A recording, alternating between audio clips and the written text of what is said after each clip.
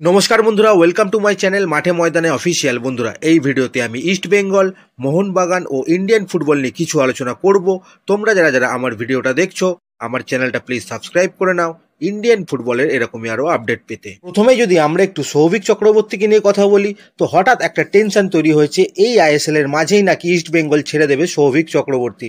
মানে আইএসএল এর একটা বড় টিম মুম্বাই সিটি এফসি আর একটা চ্যাম্পিয়ন টিম হায়দ্রাবাদ এফসি, যদিও হায়দ্রাবাদ কিন্তু গত 2 বছর খুবই খারাপ ফল করছে, তা সত্ত্বেও হায়দ্রাবাদ কিন্তু বেশ ভালো একটা অফার দিয়েছে। সাথে মুম্বাইও কিন্তু সৌভিককে নেওয়ার জন্য একটা অফার করেছে। জানুয়ারির ট্রান্সফার উইকের শুরুতেই সৌভিককে দলে চাইছে তারা। এর মধ্যে হায়দ্রাবাদের অফারটা কিন্তু বেশ ভালো। হায়দ্রাবাদে সৌভিক খেলেছে আগে, হায়দ্রাবাদ যেবার চ্যাম্পিয়ন হয়েছিল সৌভিক কিন্তু সেই দলেরই সদস্য ছিল, সেই জন্য কিন্তু সৌভিককে পেতে ভালোই ঝাঁপিয়েছে হায়দ্রাবাদ।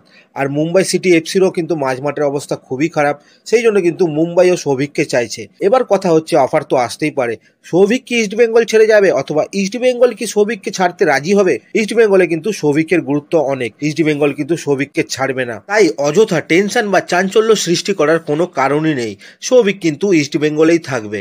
এরপর যদি আমরা একটু আনোয়ার আলীকে নিয়ে একটু কথা বলি, তো কালকে এআইএফএ পিএসসি আনোয়ার আলীর কেসের কিন্তু হিয়ারিং করেছে এবং অ্যাজ ইউজুয়াল আবার নেক্সট একটা হিয়ারিং ডেট দিয়েছে তারা।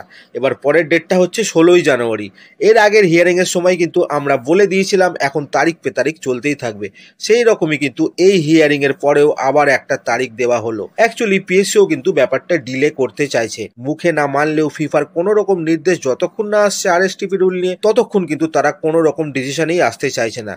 সেই জন্য কিন্তু এখন এইরকমই চলতে থাকবে। এবার 16ই জানুয়ারি নেক্সট হিয়ারিং ডেট দেওয়ায় আর একটা জিনিস কিন্তু ক্লিয়ার হয়ে গেল, সেটা হলো কিন্তু এই উইন্টার উইন্ডোতে ইস্ট বেঙ্গল আর ট্রান্সফার ব্যান খাবে না, তারা কিন্তু গুছিয়ে টিম করতে পারবে। কারণ জানুয়ারির 16 মানে অর্ধেক উইন্ডো তো পার হয়েই যাবে। এবার এটা নিয়ে রঞ্জিত বাজাজ কিন্তু একটা টুইটও করেছে, তিনি বলেছেন এই উইন্ডোতেই শুধু ট্রান্সফার ব্যান খাবে না এমন না, পরের উইন্ডোতেও ট্রান্সফার ব্যান হবে না এবং তারপরের উইন্ডোতেও ট্রান্সফার ব্যান হবে না।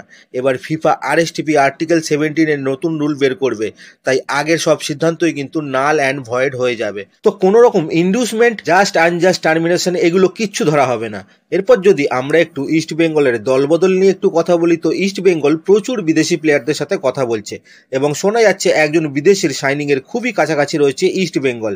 মানে আগামী ওই 2-1 দিনের মধ্যে হয়তো সেই সাইনিং এর নিউজটা আমাদের কাছে চলে আসতে পারে। মাদি তালালের অ্যানাউন্সমেন্টটাও কিন্তু তারই ইন্ডিকেশন করছে। আমরা দেখেছি যখন কোনো প্লেয়ারের আসার খবর হয় তখনই কিন্তু কোনো চোটগ্রস্ত প্লেয়ার বা পুরনো প্লেয়ারের ছাড়ার খবরটা আগে দেওয়া হয়, তারপরেই তাদের রিপ্লেসমেন্টের ঘোষণা করা হয়। তো এই ক্ষেত্রেও মাদি তালালের রিপ্লেসমেন্ট খুবই তাড়াতাড়ি আসতে চলেছে বলে খবর এবং সেটা কিন্তু আগামী 2-1 দিনের মধ্যেই হয়ে যেতে পারে। এবার কালকে ইস্ট বেঙ্গল কর্তা, ইমামি কর্তা, কোচ এবং ম্যানেজমেন্টের লোকেদের মধ্যে কিন্তু একটা মিটিংও হয় এবং সেখানে কোনো প্লেয়ারের ফাইনাল কনফার্মেশন নিয়েই কিন্তু কথা হয়েছে বলে খবর।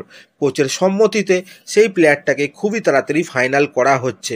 এছাড়া আরেকটা বিদেশিও নেওয়া হবে, মানে ওই টোটাল 2টো বিদেশি নেওয়া হবে। তো সেই সেকেন্ড বিদেশি নেওয়ার কাজও কিন্তু সাথে সাথেই চলছে। এবার কাল থেকেই একজন বিদেশির নাম কিন্তু সব জায়গায় ঘুরছে, বলতে গেলে রিউমারই চলছে যে উজবেকিস্তানের ডিফেন্সিভ মিডফিল্ডার আসরোর গাফুরোভের সঙ্গে ইস্ট বেঙ্গল কথা বলছে। এবং এই কথাটা কিন্তু সত্যি যে গাফুরোভের সঙ্গে ইস্ট বেঙ্গল ইনিশিয়ালি একটা যোগাযোগও করেছিল, কিন্তু পরবর্তীকালে সেই যোগাযোগটা আর কন্টিনিউ হয়নি। গাফুরোভ যেহেতু বসুন্ধরাতেই অস্কার ব্রুজনের আন্ডারে খেলেওছে এবং রিসেন্টলি সে তার এক্সিস্টিং ক্লাবকে থ্যাংক ইউ পোস্ট করে বিদায়ও জানিয়ে দিয়েছে, সেই জন্য কিন্তু সবাই একে একে 2 করে এটা ধরেই নিয়েছে আসরোর গাফুরোভই ইস্ট বেঙ্গলে আসছে। যদিও এই ব্যাপারটা কিন্তু ক্লিয়ার কোনো খবর নেই, আগামী 2-1 দিনেই বোঝা যাবে গাফুরোভই ইস্ট বেঙ্গলে আসবে না অন্য কেউ আসবে। দেখা যাক এখন কি হয়। এরপর যদি একটা প্লেয়ারের কথা বলি, পাঞ্জাব এফসি স্ট্রাইকার বাকেঙ্গা, তো বাকেঙ্গাকে কিন্তু ছেড়ে দিল পাঞ্জাব।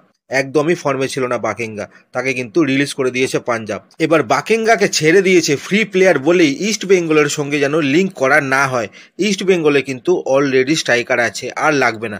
ইস্ট বেঙ্গলে বর্তমানে এখন লাগবে মিডফিল্ডার, যেটা কিন্তু ইস্ট বেঙ্গল অলরেডি ফাইনাল করছে। তো দেখা যাক এখন কি হয়। তো আজকের ভিডিওতে এতটুকুই, দেখা হচ্ছে আবার পরের ভিডিওতে। নমস্কার।